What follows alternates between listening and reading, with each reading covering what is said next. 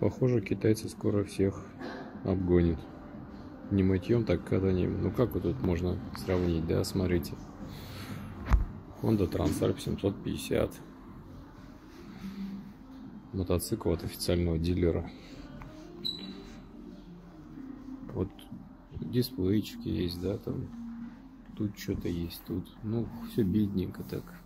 Даже зарядки нету. А знаете, сколько все это чудо стоит? И это, еще раз повторю, 2023 года мотоцикл выпуска. Новый. И стоит все это 1 700 000. Ну, беднее церковной мыши комплектация. 1 700 000. И вот 2 миллиона. Тоже особо не лучше.